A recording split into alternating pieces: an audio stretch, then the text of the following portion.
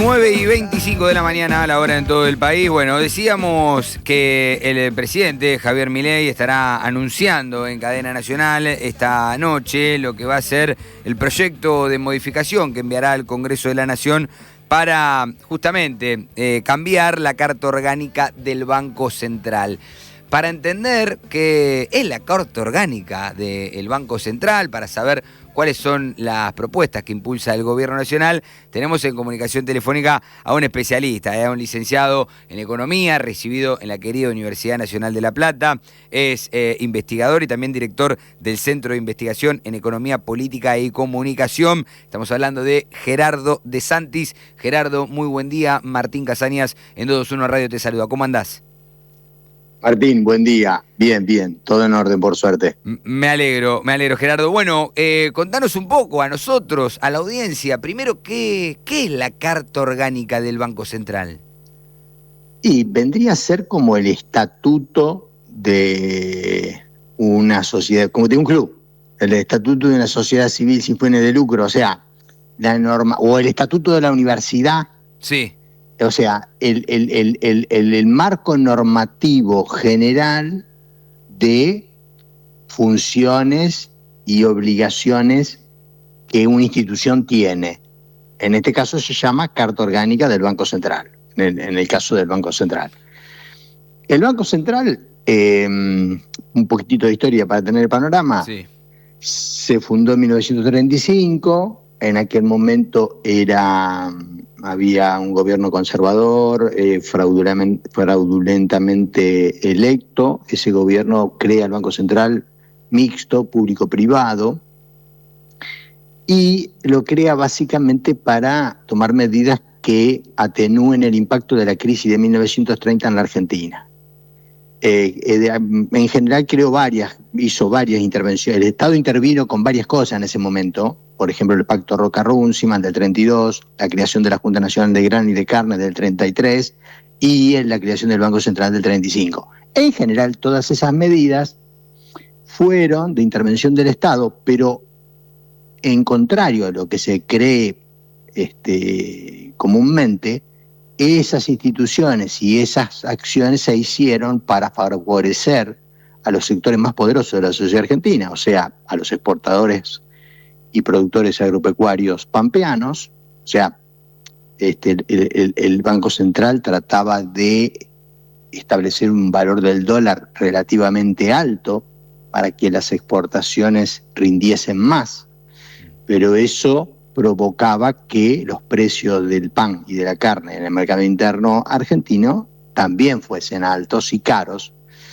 De alguna manera podríamos decir que mis abuelos, inmigrantes, analfabetos, pobres, calabreses, que trabajaban, Zapatero, Remendón, mis abuelos y millones de personas pobres que había en la Argentina, le transferían a los sectores más poderosos de la sociedad argentina, le hacían una transferencia de ingresos. Si yo pago la carne más cara que el precio de mercado, le estoy transfiriendo al productor de carne parte de mi ingreso. Bueno, las cuatro cosas que te nombré, el Pacto Roca-Runciman, la Junta Nacional de Grano, la Junta Nacional de Carne y el Banco Central, tuvieron esa función. O sea, en la historia de la Argentina, el Estado neutro no existe. El Estado siempre interviene a través del Banco Central o de cualquiera de otras de las instituciones. En algunos casos lo hace a favor de determinados sectores y en otros casos lo hace a favor de otros sectores. No hay un Estado neutro. Si vos te vas a la situación internacional, te encontrás con que el Estado, y ahora vamos al punto central, Sí. En otros países desarrollados, el Banco Central tiene entre sus funciones algunas de las cosas muy parecidas que tiene el capítulo 3 de la Carta Orgánica actual, que son preocuparse por cuestiones de el crecimiento económico, el empleo y el desarrollo. Esas son las cosas que Milei va a sacar. Y que fueron incluidas en la reforma de la Carta Orgánica en el 2012. Naturalmente que también va a sacar la posibilidad de que el Banco Central financie el déficit fiscal, el déficit del Estado. Ese es un punto delicado y si nosotros, por ejemplo, pensamos en una gran institución como es la Unión Europea, el acuerdo de Maastricht estableció que los países podían tener hasta un 3% del PBI de déficit. O sea, lo limitan, lo acotan. No es que podés tener el déficit o financiar cualquier déficit. Entonces, digamos, la reforma que propone Milei le deja al banco estrictamente la función, en ese famoso capítulo 3, de preocuparse por la estabilidad monetaria, lo que él declama permanentemente que es la posibilidad, digamos, la restricción monetaria para que no haya inflación, porque él dice que la inflación es siempre y en todo lugar un fenómeno monetario. La culpa la tiene el déficit fiscal financiado por el Banco Central, ese déficit financiado con emisión del Banco Central. Pero quita también las otras funciones, la de poder coordinar política económica con otros objetivos con el gobierno de turno. De alguna manera, y que va a tener independencia. Bueno, independencia es difícil yo te diría, ¿qué organismo es totalmente independiente de la política económica? Y es un objetivo difícil porque, yo digo, la Reserva Federal de Estados Unidos es totalmente independiente de lo que quiere el presidente y el gobierno. No. Bueno, relativamente hay algún marco de coordinación de estas cuestiones que se van a eliminar de la Carta Orgánica. Yo creo que es un paso más. Bueno, un poco se desdice de su campaña electoral, está bien, uno lo podía tomar como una figura, ¿no? Vamos a eliminar, a quemar el Banco Central. Eso te quería consultar porque recordemos que durante toda la campaña presidencial, Javier Milei decía que iba a destruir, iba a cerrar el Banco Central. Claro. Bueno, no es ese. Después, eso fue en campaña. En campaña. Después cuando el gobierno asume y se entera que Wall Street no le va a prestar nada, el gobierno planificó utilizar los bonos, las creencias que el Banco Central tenía contra el Estado, como garantía para tomar deuda. O sea, iba a quemar algo que adentro tenía unos papelitos que después pensó en utilizarlos como garantía para poder tomar deuda. Tampoco pudo tomar deuda porque hay una cosa que está oculta en la historia reciente argentina, que es el origen del problema. Al país lo quebró Mauricio Macri. O sea, Mauricio Macri fue quien tomó un país totalmente... Esto que voy a decir de acá para adelante es lo que han dicho ellos. Sí. El país que tomó Macri, lo dijo Duhovne, era un país que estaba totalmente desendeudado. El Estado Nacional, las empresas privadas, las familias y los estados provinciales. Y 4 años después, cuando se fueron, estábamos sobreendeudados y sin poder pagar la deuda, el Estado Nacional, que le tuvimos que pedir un salvataje al Fondo Monetario Internacional, de un monto no menor, el récord histórico, 57.100 millones de dólares le pedimos en el 2018 al fondo de salvataje, las provincias varias en default, las familias, pasaba una cosa parecida a lo que pasa ahora, las familias estaban endeudadas, no podían pagar la despensa del edificio de departamento donde vivían y muchas empresas se habían quebrado, como 20.000, también bastante parecido a lo que pasa ahora. Entonces el problema...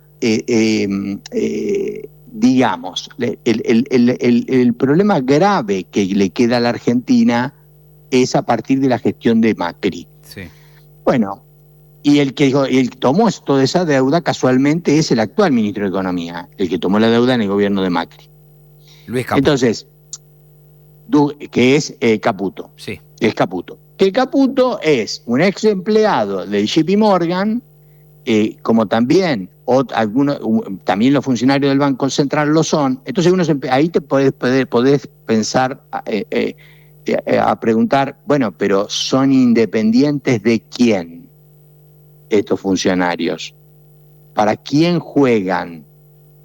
¿A qué intereses responden? Recordemos que Caputo en su gestión con Macri emitió un bono a 100 años que compró sus propios socios o ex socios, podríamos decir, la famosa deuda a 100 años al 7,5% anual. O sea, se garantizó la jubilación de Caputo, de los hijos de Caputo, los nietos de Caputo, los bisnietos de Caputo y los tataranietos de Caputo, con ese bono. Bueno, yo diría que esta reforma es un paso más en poner el Estado a favor de los sectores más ricos y más concentrados de la sociedad, y al mismo tiempo todas las otras medidas que se están tomando son de sacarle al Estado las funciones respecto a promover un plan de desarrollo integral de la sociedad argentina, digamos, tener políticas de redistribución de ingresos, cosas que están en Estados Unidos, que existen en Canadá, en Australia, en la mayoría de los países europeos, qué sé yo te diría Noruega. Sí. ¿Noruega hay intervención del Estado o no? Y los noruegos hace 50 años encontraron petróleo, el recurso, bueno, se hicieron multimillonarios. Todo eso lo maneja una empresa pública, y todo lo que gana esa empresa pública en Noruega lo invierte y lo maneja, esas ganancias extraordinarias las maneja un fondo de inversión público que invierte en acciones y títulos, valores de cualquier lugar del planeta. Pero prestame atención a lo que te digo. Sí. La empresa que extrae el petróleo es del Estado noruego, y las ganancias extraordinarias que logra esa empresa lo administra un fondo administrado por el Estado. Y eso permite que hoy, que todos los habitantes noruegos vivan bien y tengan ahí, en ese fondo, más o menos tienen 400.000 dólares cada uno, que invierten, que el Estado lo invierte en cuestiones productivas de la propia Noruega o de cualquier lugar del mundo donde... Fíjate la paradoja de Noruega. Noruega descubre petróleo, y en lugar de montar toda su estructura económica funcionando a partir del petróleo y su derivado, hace una economía con energía renovable eléctrica. O sea, el petróleo que contamina lo exporta todo completo. Y esas son decisiones del Estado noruego. Vos podés tener un Estado, por ejemplo, es exactamente lo contrario a lo que hacemos nosotros con el RIGI. El RIGI es un marco regulatorio para grandes inversiones extranjeras, donde le damos todas las ventajas a esas inversiones que no le damos a las pymes y a las empresas argentinas. O sea, están favorecidas todas esas empresas que vengan a hacer las inversiones, y desfavorecidas, o sea, esas inversiones van a pagar menos ganancia, van a remitir utilidades antes de tiempo al exterior, en un momento no va a ser obligatorio que liquiden esas divisas por exportaciones en la Argentina, van a poder traer todo lo que necesitan importado, o sea, no va a haber ningún encadenamiento productivo con el aparato productivo propio de la economía argentina. O sea, la Argentina va a profundizar su perfil primario exportador, el que tiene desde el siglo XIX, desde su constitución, donde solo se revirtió parcialmente en algunos procesos históricos que serían mediados del siglo XX, digamos. Sí. Entonces, las instituciones en general cumplen de acuerdo al sector social que esté a la cabeza de la administración del Estado. En este caso,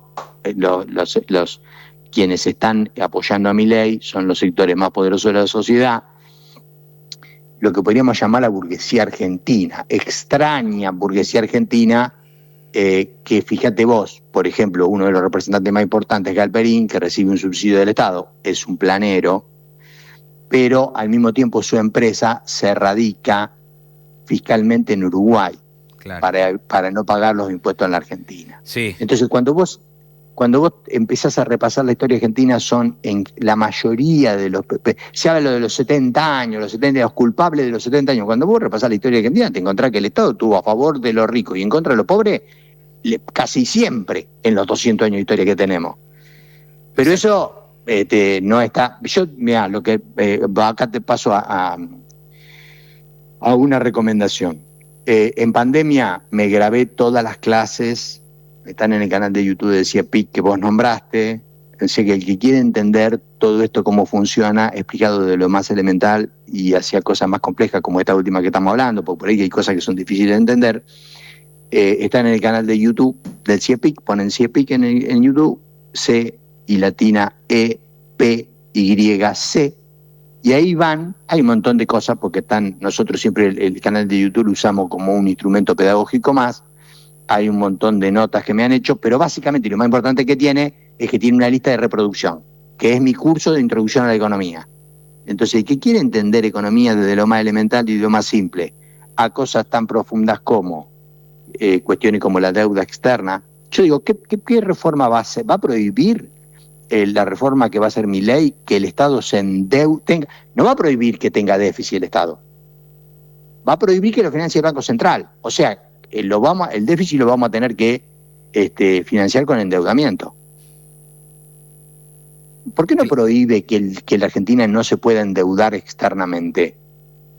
La verdad, a mí me gustaría que prohíba eso. Si el karma de la economía argentina es que cada vez que aparece alguno de estos gobiernos, Videla, Martínez Dios, Cavallo, Menem de la Rúa, Cavallo, Macri, Caputo, Sturzenegger, perdón, de la Rúa, Sturzenegger, Cavallo, Macri, Caputo, Sturzenegger y Milei, Caputo, Sturzenegger, lo que hacen es endeudarnos hasta la coronilla al Estado, a todos nosotros. La plata se fuga, lo dice el Fondo Monetario Internacional, la plata que pidió Macri se fugó, 30.000 millones de dólares, y lo tenemos que pagar nosotros. La inflación en el periodo de Macri fue cambiaria, fue porque se fugaron todos los dólares. Lo que tendría que haber pasado si el fondo no le daba 57.100 millones de dólares a Macri, es que el dólar tendría que haber pasado de 16 pesos que valía a 1.500 durante la gestión de Macri. ¿Qué hizo el fondo? Atemperó la crisis, suavizó la crisis en el gobierno de Macri con el préstamo más grande de la historia del fondo. Entonces se fue financiando con eso Macri. Y hoy tenemos el dólar a 1.500, pero en cuota, fue subiendo en cuota desde los 16 pesos que valía en el 2017 a los 1.500, por 100, perdón, se multiplicó. Bueno, se tendría que haber multiplicado por 100 en la propia gestión de Macri. Y en los costos políticos lo hubiese pagado todo Macri. Claro. Y para no dejar nada afuera, yo no estoy de acuerdo con el déficit fiscal. Hay que tener en cuenta que hubo una pandemia y que el país estaba quebrado, porque el país que agarró a Alberto estaba quebrado y hubo que emitir. Yo no estoy de acuerdo con eso. El que entra al canal de YouTube y ve las clases, también va a encontrar en cualquiera de la descripción de las clases el acceso a mi libro que publiqué de Introducción a la Economía en el año 94, en la edición más moderna va a encontrar. Ahí se va a encontrar con cómo se financian los estados. Y los estados se cobrándole más impuestos a los ricos que a los pobres, en general, en Europa, en todos los países que nos ponen como ejemplo. Bueno, ahora han bajado las pretensiones y nos ponen de ejemplo a Perú.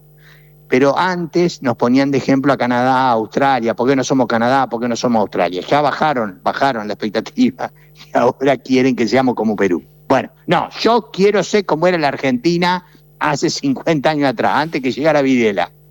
Por lo menos, me refiero en términos de capacidades productivas. La Argentina en ese momento podía producir aviones, podía producir vacunas, podía producir un sinfín de bienes complejos que hoy está todo desmantelado. Bueno, era uno de los 8 países que manejaba la energía nuclear. Ahora fíjate que están desmantelando la CENEA. Los gobiernos neoliberales que dicen que el Estado tan mal que intervenga y que no hace nada, no, eso no ocurre en ningún país desarrollado del planeta. O sea, el modelo de Milei no se aplica en ningún país desarrollado del planeta. Todos tienen Banco Central, todos tienen Ministerio de Planificación, todos hacen política industrial, todos cuidan como oro el sistema científico-tecnológico, todos cuidan como oro la escuela, la educación pública o la educación en general. Y fíjate que los gobiernos, los 4 que te nombré, además de endeudarnos hasta la coronilla para no desarrollar el país, destruyen los pilares que generan capacidades productivas para bienes complejos. ¿Cuáles son las capacidades productivas para generar bienes complejos? Y el sistema científico-tecnológico, el sistema educativo, una empresa que te dé energía a precios accesibles para tu aparato productivo, como tuvimos siempre, YPF, no es ningún invento. Nosotros tuvimos una empresa pública creada por los radicales allá en 1920, que ¿qué hacía? Exploraba, encontraba petróleo y le vendía el gas barato a la industria y el gasoil barato al campo para que esos sectores privados se desarrollen. ¿Algún invento? Y, qué sé yo, se parece al de Noruega, qué sé yo, qué quiere, no sé, poner en función del desarrollo del país al Estado. Bueno, Milei pone al Estado en función de los intereses de las grandes corporaciones. Esa sería la síntesis. Y clarito, Gerardo, porque justamente con esta última reflexión se marca la intención que tiene en este caso, según explicabas bien, el gobierno en relación a la eliminación de este artículo 3 y a las modificaciones que se realizaron en 2012. La verdad, te agradecemos por tu tiempo y obviamente estaremos atentos a los anuncios, a las reformas que pretende impulsar el gobierno nacional y veremos si después se tratan y se aprueban en el Congreso de la Nación. Gracias, Gerardo.